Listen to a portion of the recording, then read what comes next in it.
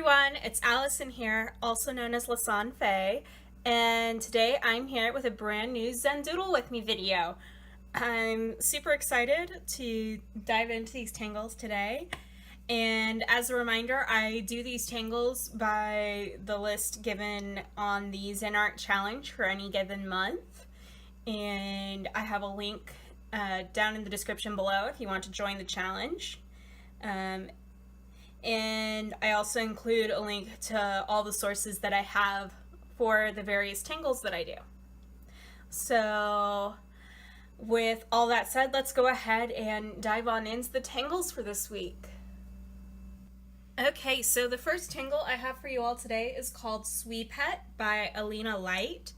And with this tangle, the instructions off on the right do recommend doing pencil lines first.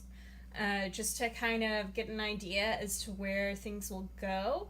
I'm actually going to skip that step and do this entirely freeform on my own, just to see how well that works, because I'm a slight bit more of a traditionalist when it comes to Zentangle, and I dislike using pencil lines. So, and just diving on in with ink and having my mistakes work for me. So I'm gonna work in a diagonal direction. So I'm gonna start by drawing a swirl, which comes around once, twice, and finishes. And then going up the other way, goes around once, twice, connecting, finishes, and once, twice, and finishing. At least I feel they should be connected that way, because that's kind of the sense that I get from it. And then overhead, I'm just going to add in 3 little wave lines on both ends. And on the underside as well.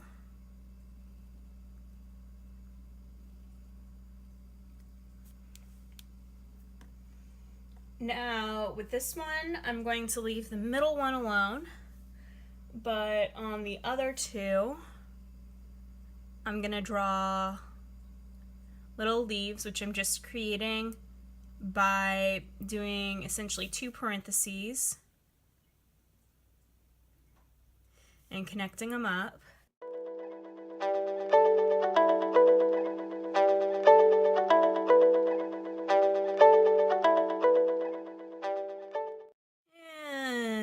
Bit of a line for an emphasis.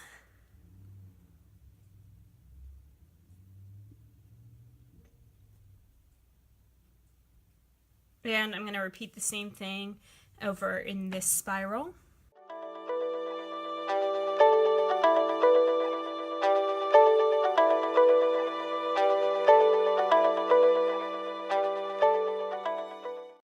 And then in the empty space, I'm just going to color it in darkly.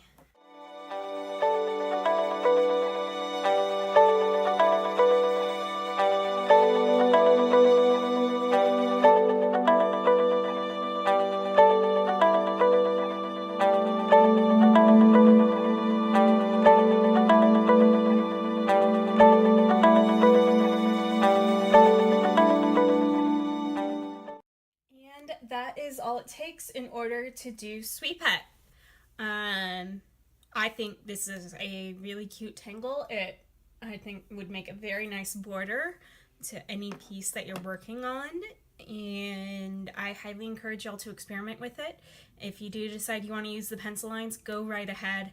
As I mentioned, I just like diving right on in with ink because I like being able to utilize and take advantage of my mistakes in order to enhance my art.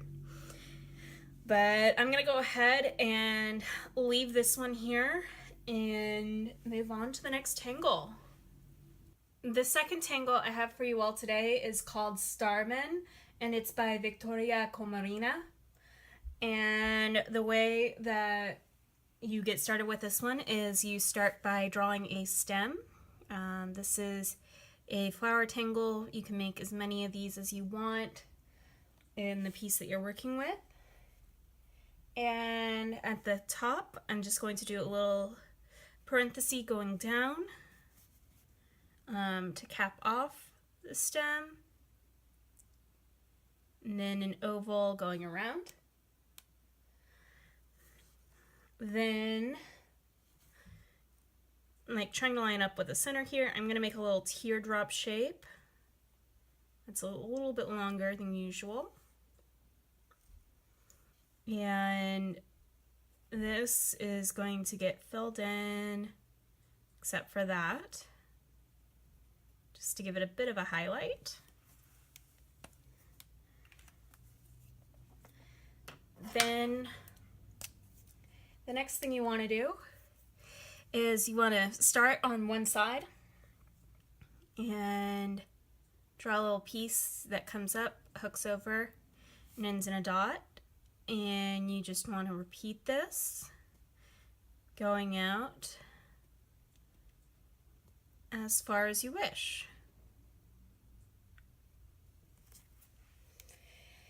And I'm doing this very large to take up as much space as possible and to emphasize all the details, but you can do this a lot smaller, and as given in the examples off on the right, you can combine this with a lot of these Starmons together or with other similar tangles in order to make a cute little garden. But I'm going to go ahead, leave this one nice and clean here, and move on to the next tangle. The third tangle I have for you all today is called Plume Musa, and it's by Alina Light. And the reason why I have my square on this diagonal is because this one I'm going to build straight up, and I'm just going to utilize the diagonal so that way I have as much space as possible. So with Plume Musa, what you want to do is you want to start by essentially drawing an upside down 6. That's more long than it is wide.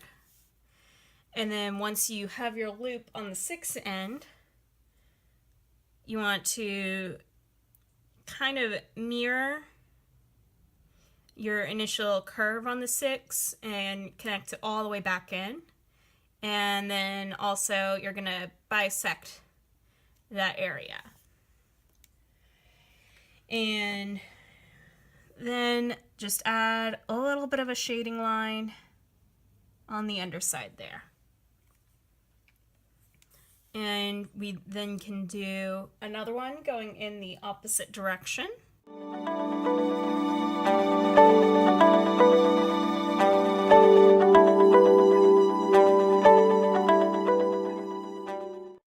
you can continue to add as many of these as you wish, as well as doing some small ones in between them just to make it a little more interesting. But that is the idea behind Plume Musa, and again, this just creates either a nice little border, or you can have it act as like a plant in the garden that goes with the tangle right before this one, if you decide you want to try that. But yeah, I like this tangle. It's nice, straightforward, and stacks really, really well. And to me, it looks like my favorite tangle, Wings, which I did in one of my earliest Zen Doodle with me videos. So if you go back, you can probably find it there. But I'm going to go ahead and leave this one here and move on to the next tangle. The fourth tangle I have for you all today is called Cochlea, and it's by Kim Arts. And I'm only going to do one iteration of it, but it's pretty much just the same.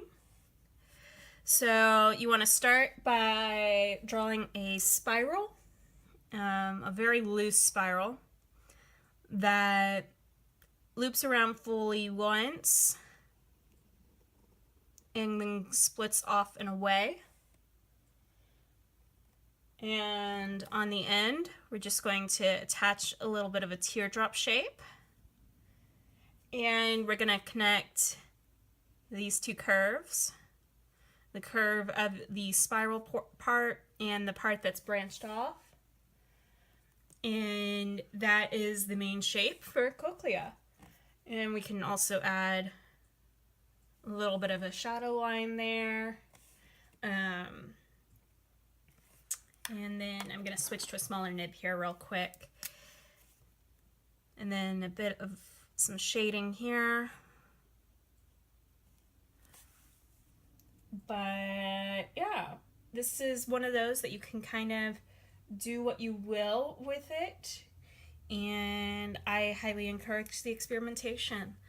And let me know how that goes for you in the comments down below. But I like this. In the example off on the right hand side, the step out demonstrates how the Cochlea can be used as, say, like a base for your garden. Like, say it's an underwater garden, I don't know. And so you could combine this with the previous 2 tangles, or even the previous 3 tangles if you have, like, say the top tangle be, I don't know, the surface of the water. Just as an example. But yeah, I'm going to go ahead and leave this tangle here and move on to my next tangle. The 5th tangle I bring to y'all today is called Knot, and it's by Chen. And the way that you're going to approach this one is you're going to start by drawing a circle.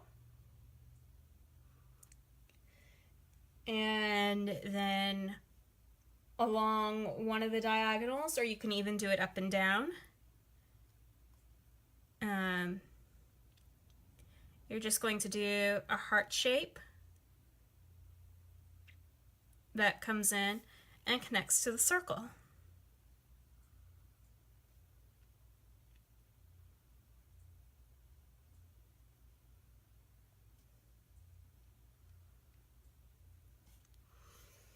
And then we're going to echo this heart shape on both sides of the heart.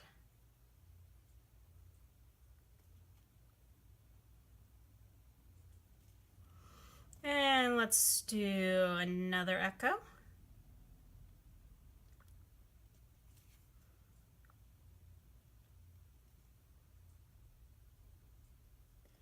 And one more, but this one, since it's going to be our final one, the way it's going to approach is instead of connecting in, it's kind of going to form a U and connect back up on the other side.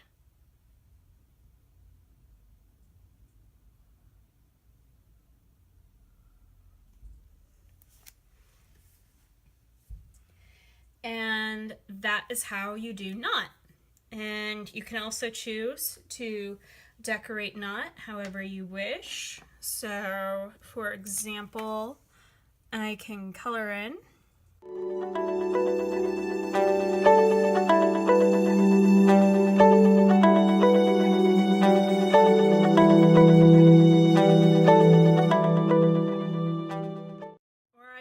Other little embellishments, and I could also do fewer echoes of the heart shape off on the side. Excuse me. But this is how mine was done, just because of how the spacing of my shape worked out. And overall, I'm really happy with how this turned out. And I'm going to go ahead, leave this one here, and move on to the next tangle. The 6th tangle I have for y'all today is called Garin Lola, and it's by Simona Cordara. And this tangle has been published in the Tangle It Journal. And so the way that you're going to get started with this one is you're going to start by making an elongated S shape that goes to the center. And I say after you do your first one, you do all your other ones out from there. So that way they all meet up at the same point. And then between the back end of the top curve and the tip of the one off to its left, you're just going to create another elongated S shape.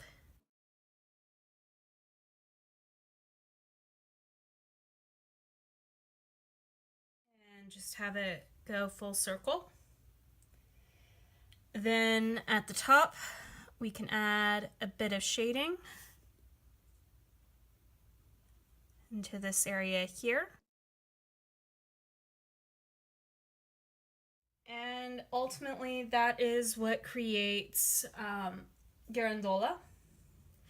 You could also choose to emphasize the original lines you put down and make them bolder in some areas and kind of have this brush stroke like effect.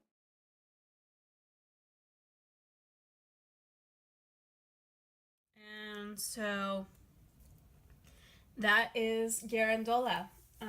You could also do this with a ton more shapes here in the middle, as given in an example off on the right. You could also do these 4 pieces very, very large and mix other tangles into the 4 parts here. So that's entirely up to you.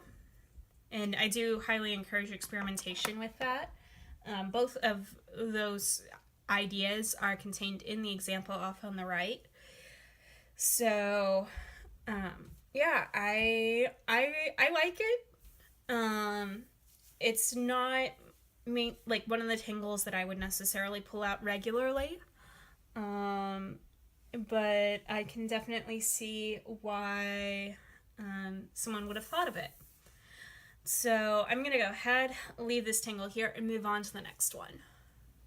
The final tangle I have for y'all today is called Hua Guo, and it's by Chen. And this is another flower one, so it would work really well with some of the earlier tangles in this video to incorporate into a garden. So again, as this is a flower, we're going to start by drawing a stem. And on the top of it, we're just going to make a little oval that the ends of our stem will run into.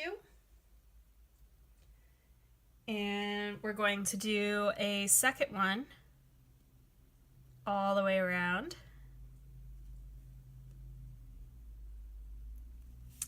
Then we're going to do 2 giant parentheses, or at least I kind of view them as parentheses.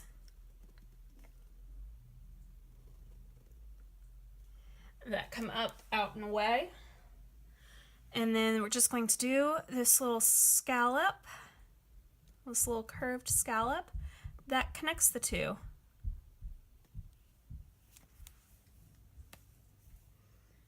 And then we can choose to fill in this flower how we like. So for example, I'm going to color that in. I'm going to bolden up the stem lines here.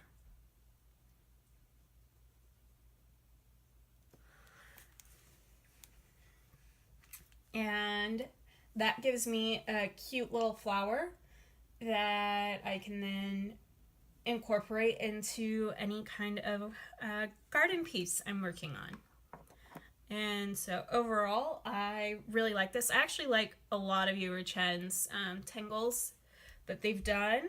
And yeah, I'm gonna have to play around with a bunch of these together. Who knows, maybe I'll do that in a time lapse for y'all in the future. But for right now, I'm gonna leave this here and wrap up. So that is it for this week's Tangles. I'm really enjoying these Tangles so far, and I love the fact that I can actually picture and envision, say, these 5 together in one piece very easily in my case. And so I wanted to do a time-lapsed Zen Tangle video for y'all, so that might be coming either this month or next month. We'll see when I get around to having time to do it. But overall, I love this, and I hope y'all do too. So if you enjoyed this video, please give it a thumbs up. And if you want to see more Zen Doodle with me videos, go ahead, click that subscribe button. I do try to put these out every Sunday to the best of my ability. There's some months, like this past September, where I wasn't able to. But overall, I really enjoy doing this, and I hope y'all do too. So that being said, take care and have a wonderful week. Bye!